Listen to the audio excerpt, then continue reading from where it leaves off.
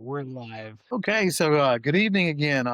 Southern Sports Gumbo on our Thursday night high school segment with a little bit of weekend preview mixed in to go into the games, college games again this weekend. First thing I kind of want to touch on is a little bit of high school in the state of Georgia and really kind of a recap last week and kind of where the season's at. This week, there's not any games where you've got a lot of your top 10 teams playing each other. But Carrollton had a big win against Parker from Alabama last week. That handled them pretty well, and that's two good wins in back-to-back weeks for them. They beat Gainesville, beat Parker. They're undefeated, and they played a pretty tough schedule. And then you have Grayson and Buford. Grayson is showing they've been strong since the beginning of the year, and then Buford the last few weeks. I think they scored 71 last weekend or weekend before, so they're showing a little more offense with the younger Rayola playing quarterback. I think when you look at Georgia, you've got those three teams, Langston Hughes in that top group, and then another team I want to call out just because they're consistently good every year, and that's North Oconee. They won again last week. They're 5-0. Now they're not in that 6A group, but I would not be surprised if North Oconee doesn't win another state championship this year. They did last year, and I would not be surprised if they didn't repeat. And I wouldn't be surprised if in the semifinals you had three of the four teams that you had in the semifinals 6A last year, and that's Grayson, Buford, and Carrollton would be the three of the, and those three were in the semifinals last year with Carrollton and Grayson in the championship. Anyhow, Sweets, what you think? I agree with you. The one game I wanted to talk about this week was Colquitt at Lowndes, down in Region One, South Georgia. That's going to be a slobber knocker down there. The last 11 Region 1 championships, Colquitt's won 8, Lowndes has won the other 3. They've both got some strong teams. Colquitt's led by running back Jay Lamar, who's committed to Georgia right now. He's been hurt, but he still rushed for 524 yards so far on the season with 10 touchdowns. And Lowndes is led by Texas A&M commit quarterback Jace Johnson and running back Mason Woods. Woods has 606 rushing yards on the season, so Lowndes is having their way with teams running the ball as well. The key to this game will be defense. Which team is going to be able to get the stop at the right time? I haven't followed a ton of South Georgia football this year, and it's where the best football is played in Georgia more often than not. But I like Colquitt to go into Lowndes and get the upset this week. So my prediction for my one high school game this week is Colquitt 27, Lowndes 21. What do you got for us, D-Mac? Yeah, I'm going to start in Alabama. As we speak tonight on Thursday, you've got Thompson and Clay Chalkville squaring off right now. So won't really touch on that game much since it's being played as we speak. But another big game is the Moody Blue Devils traveling over to Auburn tomorrow. Like we mentioned on our Tuesday podcast, the morale is not very high in Auburn right now, losing their game to Oklahoma last week. Bruce Pearl retiring untimely, and they travel to Texas A&M. They're leaning on their high school football team there to lead them to a win this week. And Moody is 4-1 on the season. Few players I want to talk about from Auburn, though. They've got a really good quarterback in Kason Myers. He's a junior. Right now, he's sitting right around the 20th best quarterback in the class of 27 and leaning in Auburn commitment. So really talented player, still a young kid who's got a year and a half plus of high school football left in front of him. So I know they've really been airing the ball out a lot this year, averaging about 40 points a game. They're going up against a tough defense in Moody this week. Moody's been really talented. They've got Brock Willis on defense, linebacker, class of 27 would be their strongest point, and then a defensive tackle in Cam Mallory. Both players off to really good seasons this year. Cam Mallory is sitting at, let me see here. I think he's got 4 or 5 sacks through 4 games this year. So really playing really good football. And then Brock Willis has 47 total tackles, and I think he's sitting at 4 sacks on the year. So really, really good team here. I know the Massey predictions have Auburn winning this one 41-12. So I'm going to roll with the Blue Devils. I think that run game gets going this week, and they win a close one 27-17. And then we move over to Louisiana, where you've got a couple of really good games. One that's actually going on right now. You've got Ruston High School playing Midland Legacy tonight. They won a close game over Longview by a field goal last week. Ruston's attempting to pull off a 6-0 swing against Texas teams over the last 2 seasons, and they still have one more moving forward. And I got a little update on this game. Ruston was up 21-0, and that'll be a big blowout win for them. And then you've got West Monroe and Catholic High facing off. You've got Bradford over at Catholic High, really talented safety that I know LSU's trying to flip. And then few of the New Orleans Catholic League games. You've got John Curtis and Rummel playing this weekend, Jesuit and Brother Martin. So a couple of those teams are down. When you have that Jesuit Brother Martin rivalry, is always a good one. LSU's latest quarterback commit in Houston, he's leading the state in passing with a little over 1,000 yards in 3 games and another 400 on the ground rushing. He faces Airline this weekend, two high-powered offenses, both averaging 50 points a game. So a little bit of good football in Louisiana. So let's move over to the college ranks again. Kevin, what's the game you want to talk about tonight? So I want to kind of get into the Penn State Oregon game. Before we do, you mentioned Clay, Chalkville, and Thompson, and that's a really good game in Alabama. I just kind of pulled it up here on the internet. Clay Chalkville in the first quarter with about 5 minutes to go. It's a 0-0 game. The game's being played in Clay Chalkville, and they've got it 3rd and goal at Thompson's 5-yard line. So that'll be a good game for the whole night. Switching gears and getting into Penn State, Oregon, where Oregon is a 3-point underdog this weekend, playing at Penn State. To me, this is a really interesting game. Number one, the fact that Penn State was favorite. Again, I guess I can understand why. They were a lot of preseason. They were top 3 for a lot of teams or for a lot of people.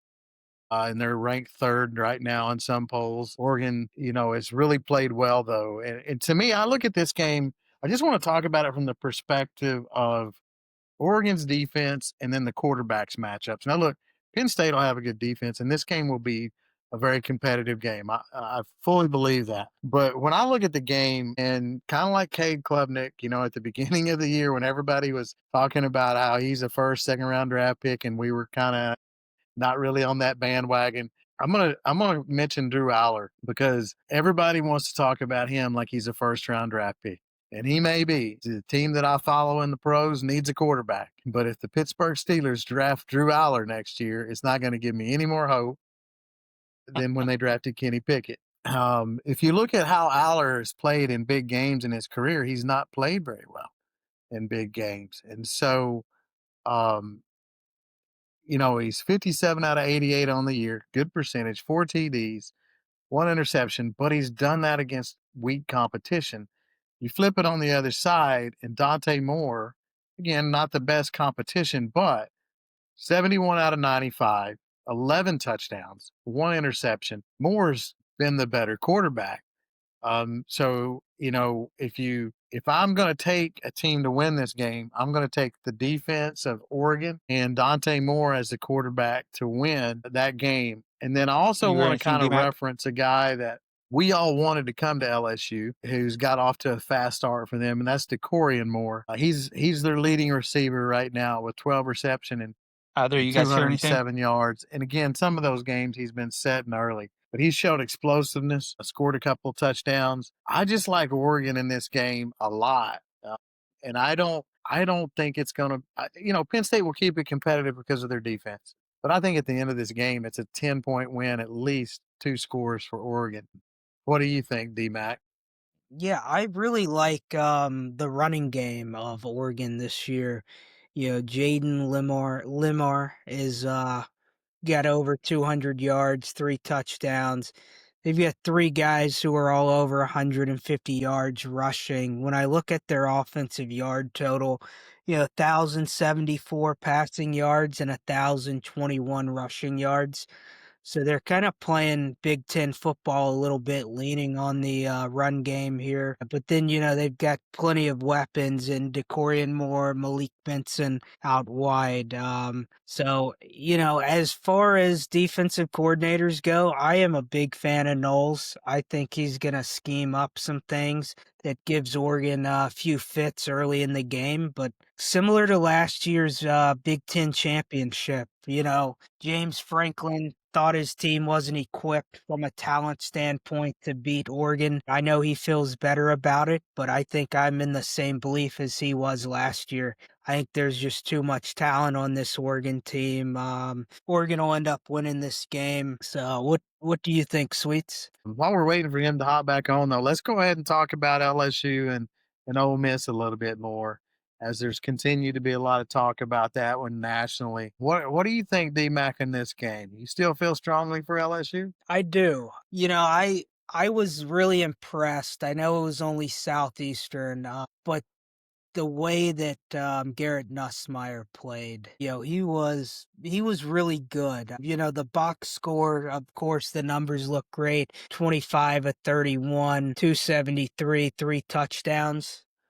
But, there were 3 or 4 drops there, and I feel like out of 31 passes, he really only missed on 1 or 2. So you can see that he's getting the strength back from the torso injury. And then I think our defense is just going to be too strong. The LSU defense will be too strong for Lane Kiffin and the Ole Miss Rebels, or Black Bears, or Land Sharks, whatever they are this week. They've put up good numbers offensively, but they also haven't played a team like LSU's defense yet. So I really like LSU in this one. I know previous to hopping on and recording, we're kind of talking about from a position standpoint where teams get the edge. If you want, we can kind of run down position by position and give our thoughts on Hello. each team, each position group, and who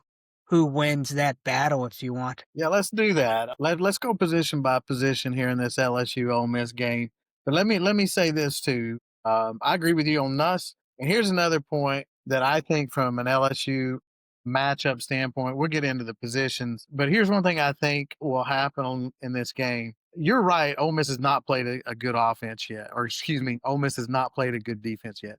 A good offense with Arkansas. They've not played any team with a capability, and Ole Miss has offensive line issues too. Their tackles are not that good, and that hurt them against Kentucky. And I really think you're going to see old LSU with the defensive ends with Peyton, Pyburn, and that group really get after the quarterback. And I think you're going to see some other mixes off the edge. Perkins may be coming off the edge a little more this week within up the middle. But I think where I'm going with that is I think you're going to see LSU intentionally try to get after the quarterback and confuse their tackles and attack Ole Miss's offensive tackles, because that's a weakness. And then you will see Weeks and Perkins, plugging up the middle when the quarterback tries to step up and run. So I think you'll see that. But yeah, let's go down. Let's go position by position. Let's say quarterback and wide receivers. Who wants to Yeah, talk about those? I would lean LSU. Ole Miss, as good as Trinidad's looked in, roughly 3 quarters of play. He's still got a lot to learn, so I would lean Garrett Nussmeier now that he's coming off injury. Wide receiver group is a little bit interesting to me because you've got Caden Lee, Harrison Wallace the third, and Deuce Alexander over at Ole Miss. Over at LSU, you've got Aaron Anderson, Barian Brown, Xavier Thomas, and Nick Anderson, who are a really good top 4 for them right now. And then you've got Chris Hilton as a 5th guy. To me, I think the speed just kinda runs off the board for me for LSU, so I would give LSU the nod in this one, but I do like, Caden Lee and Deuce Alexander a lot for Ole Miss, so I would give LSU the edge in both of these. What do you guys think? I What agree. you think, Sweet? I think that Nussmeier is still a probable first round pick, and a great a great arm talent. Chambliss is a little bit of an unknown quantity. I mean, we haven't seen a lot of him. We know he's a winner. He won a title at Ferris State. We know he's dual threat. I think he's a little better dual threat quarterback than Simmons is, and that kind of scares me a little bit. Uh, that unpredictability. And, I think a big thing for LSU's defense is containing him and actually keeping him in the pocket, keeping him from taking off, and exploiting the running lanes and stuff. I hope that LSU is doesn't pin their ears back and just go after him. I hope they play with purpose and try to keep him in front of him. Let him try to beat us with his arm instead of beating us with his legs. Yeah, I think when you look at the quarterback, I think Nuss is a huge advantage to LSU quarterback wise, and I think wide receiver, just the depth, and I think if you throw the tight end room in there, when you talk Trades Green and Sharp in there, and that whole wide receiver group, the backs out of the backfield with Johnson able to catch the ball, Durham able to catch the ball. I think passing game is a big advantage to LSU. I know Chambliss had some good stats, but again, against bad defenses. I mean, Arkansas has not stopped anybody this year, and their secondary is bad. And Tulane, is they're good for their level, but they're not going to match up against an SEC team. If we go from there, and again, just to kind of maybe pair some groups again, what about the running game, running backs, and offensive lines? What do you think, DMAC? Yeah, so offensive line, I do feel like LSU's offensive line, and I know we'll talk defense in a minute. LSU's offensive line may line up better against Ole Miss's D line and front seven than Ole Miss's O line will against ours. But I'm going to give them a slight advantage in the offensive line category. And then in running back, we're gonna be a little banged up with Durham possibly not playing this week. And then you've got a converted quarterback and defensive back in Juwan Johnson over there, who has looked good at times for us for sure. But they've got Kewan Lacey, Logan Diggs, and Damian Taylor. So I give them the edge in running back too, just from the depth piece and the stats Lacey's put up this season are a little bit better. He's at nearly 360 yards rushing on the year. So I give them the edge in both of these. What do you think, Sweets? I agree with you. Not that Ole Miss's offensive line, like Kevin pointed out earlier, has been world beaters, but LSU just hasn't.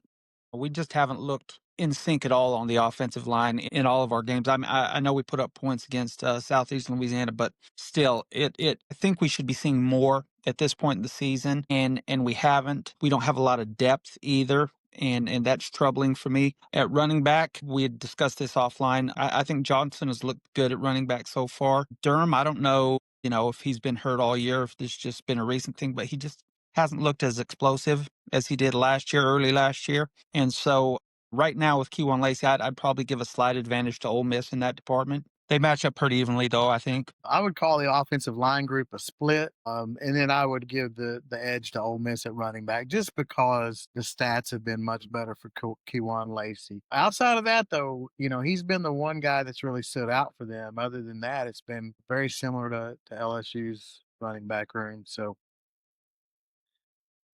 we were, again, now if you flip it and go to the defensive side, let's go front seven, back seven. Let's go front seven first. Who would you give the advantage? And, not just who would you give the advantage, because I think we're all going to agree on this, but, how big of an advantage would you give the team that you choose in this group? D-Mac, you want to roll again? Yeah, I can roll with this. When you look at defensive line specifically, when I look at Ole Miss, they kind of run a little bit of a 4-2-3-3 style. Cam Franklin starting at defensive end. You've got Will Eccles and Harris at defensive tackle, nose tackle. Man, I think that there's some talent there, but when you look at the other side with LSU and you've got, Patrick Payton, you've got Jack Piber, and you've got Don McKinley, you've got Bernard Gooden. Good. It's just a little too much there. So I definitely lean LSU total front seven.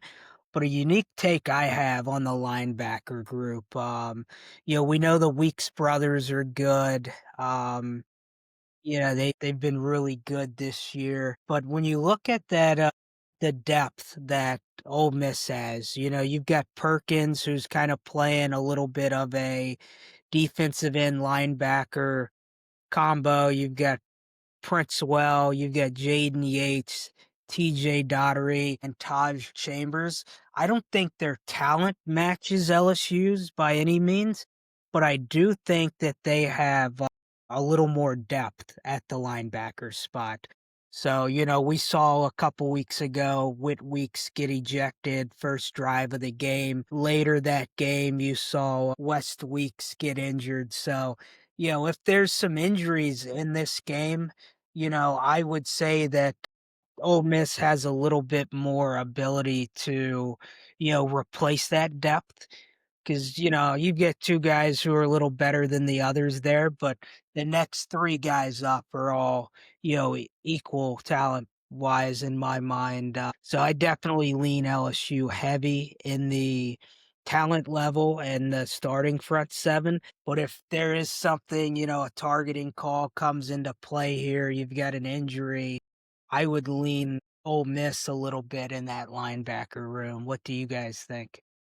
I agree with you. I think that Ole Miss has a little more depth in their, in their linebackers up front. Though our defensive line is just, I mean, there's some grown men there, and they're playing like grown men too. The biggest thing for LSU again, from my standpoint, is going to be that front seven containing Chambliss and letting him try to beat us with his arm. But I definitely think LSU has the advantage there, and I also think it's something I want to say. Ole Miss has the 122nd ranked rushing defense in the country right now. LSU needs to run the ball. LSU needs to show this week that they can run the ball. If we can't do it against the 122nd ranked defense, we're not going to do it. So this is the time for LSU to stop up and punch that defensive line in the mouth and gain some yards on the ground. I think that LSU is going to come out with some purpose this week up front, and I think they're going to try to get a running game started this week. I think a big advantage for the front seven with us. What do you think about the defensive backs secondary, Kevin? Let me hit on that front seven first though too. Yes, sir. So I think the front seven at LSU has a decided advantage. Sweet, you mentioned 122nd ranked rushing defense for Ole Miss, while LSU is 10th. And LSU's only given up 2.56 yards a rush defense wise. I just look at the guys, that are playing, and I think you got 4 to 5 deep at LSU at linebacker. And the defensive front, just the depth on the defensive front, the situational ability that they can use to blitz or pay a guy like Pyburn against the run, and what you can do with Perkins. I just think that that front seven is a decided advantage to LSU over Ole Miss. I just really see this front seven giving Ole Miss's offensive line fits in this game. And while LSU's offensive line has struggled some this year, we've all seen it. Can't deny that. Sweet, you mentioned again 122nd against the run. I think LSU will be able to get some stalemates where I just don't see Ole Miss doing that. I think Ole Miss is gonna. I know Kiffin's a great offensive coach, and I know he's gonna do some things to move the ball. So you're not gonna shut him out the whole game.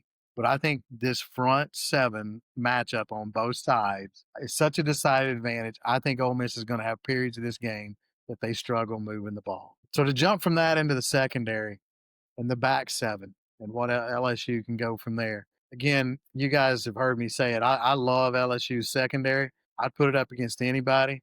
You're starting to hear more people talk about Mansour Delane. We mentioned him 2 weeks ago as a potential SEC Defensive Player of the Year. I think he's rated 20 in one of the draft rankings that I saw, 20th overall pick.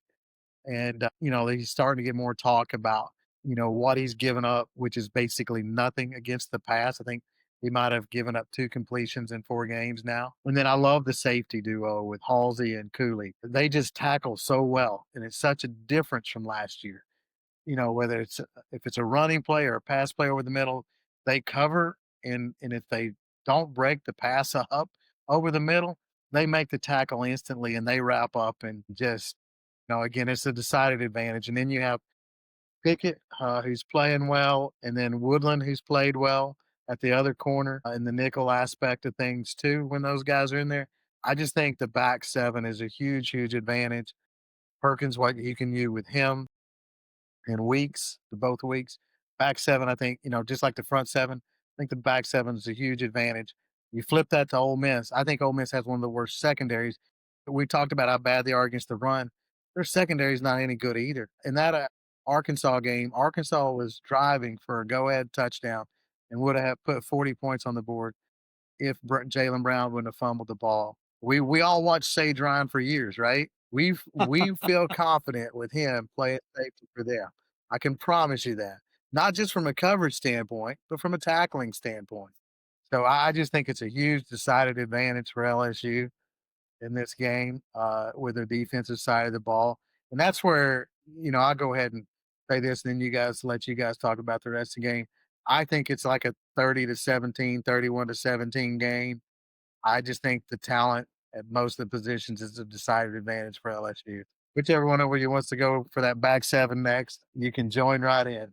I'm with you, Kev. I think I predicted it 31-17 the other night. And the secondary for I talked to an Ole Miss buddy today, and he was talking to me about Ole Miss's secondary and how much depth they had. And I was like, but if it's not quality depth, it doesn't matter. You guys have, you have a dozen corners and safeties. None of them are game changers. I mean, the fact that Sage Ryan is starting for them, it, tells you all you need to know, and that's certainly a matchup that LSU should try to exploit Saturday night. I look forward to, coming out and just being able to put some points on the board offensively. We've talked about the front seven and the advantage we have there. We kind of all agree that their secondary is kind of lacking as well. This is setting up for LSU to score a lot of points. So if we don't, there'll be some certain questions to be asked come Sunday. What do you think about it, DMAC? Yeah, I'm gonna quote Lane Kiffin here with take the over, but not the way that he meant it. LSU should score a lot of points. Looking at these corners and defensive backs for Ole Miss, and I may be a little biased here, but I don't know if I'd have any of those guys in R2 deep here at LSU this season. Definitely their safety room wouldn't crack R2 deep. And I'd say the same thing about corners. PJ Woodland and DJ Pickett have been good. Ashton Stamps hasn't been called on much, but he could be a good player when called on. So I love LSU's passing game in this one. I know we need to run the ball against the 122nd ranked run defense, but if the pass is open all night, I'm more than happy for Nussmeier to throw for 450 and 5 or 6 touchdowns if that's what he needs to do. And on the flip side, I don't see Ole Miss scoring more than 13 in this game. That's with 2 field goals. So I love the Tigers in this one. Gonna be a great game. I'll be in Oxford this weekend, and maybe we'll get to see Whit Weeks after the game somewhere. Maybe you'll get to see I Sage think he Ryan. will. I think he's going to be the happy one. Oh, yeah. No, I think DMAC, I think you're going to enjoy yourself at that game.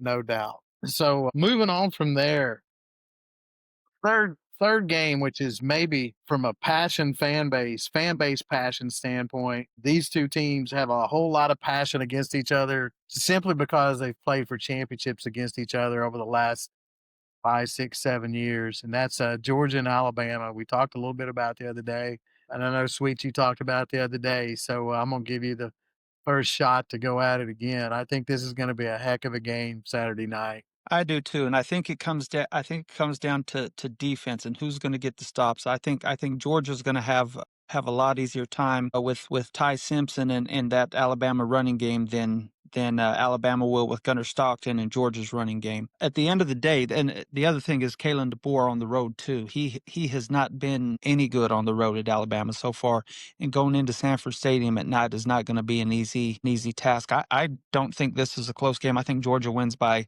10+ points. I just think that they got more Jimmys and Joes. They've got better coaching. I just don't think Alabama has much for Georgia this weekend.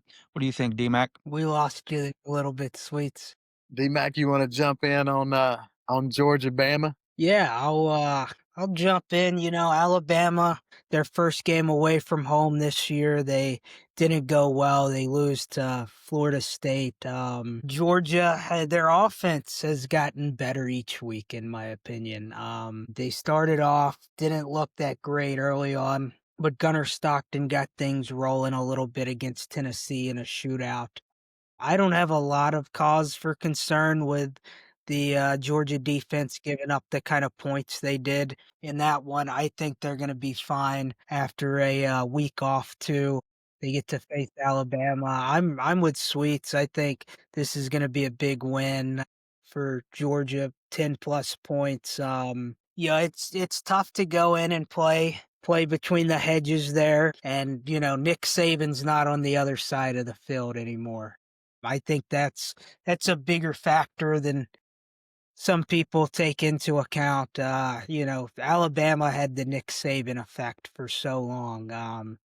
So I think, Gunnar Stockton's gonna have a really good game in this one. Georgia's gonna send out a plethora of running backs that can all run the ball. But at the end of the day, Alabama's gonna come up short and Georgia's gonna win this one big. What do you think, Kevin? Yeah, I just so great contest here. You're going to have fan bases after this game. One fan base is going to be ecstatic, and the other fan base is going to just be passionately upset. We know how upset Alabama was, their fan base after Florida State. So they beat Wisconsin, but Wisconsin's not very good. If they lose this game, I don't care if it's a close game or not. Two losses on the season with the schedule they've got. They got to go to Missouri. They got to go to South Carolina. They got LSU at home. Got to go to Auburn, play Oklahoma at home. With that schedule, to have to count on pretty much winning out to have a shot at the playoffs, that fan base is going to be crazy. Same thing with Georgia. If Kirby were to lose, and that whole Bama jinx would deepen. So I think a home game. I think this is going to be similar to when Georgia played Ole Miss a couple of years ago. I think they're going to come out and play really well. That being said, I also think that because of the way Bama lost that Florida State game, well, Florida State dominated them. I think Bama, you're going to see them bring a lot of energy and a lot of fight in this game early. And I think both teams are going to lay it on the line. I do think Georgia pulls away and wins by 10-14 in that fourth quarter, but I think this is going to be a really hard fought game with a lot of emotion.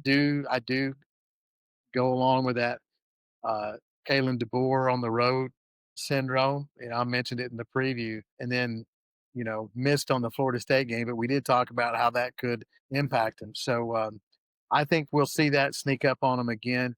I think the only way Alabama stays in this game if Ty Simpson just has a great game, doesn't turn the ball over. Alabama's not really shown to be a really good running team either.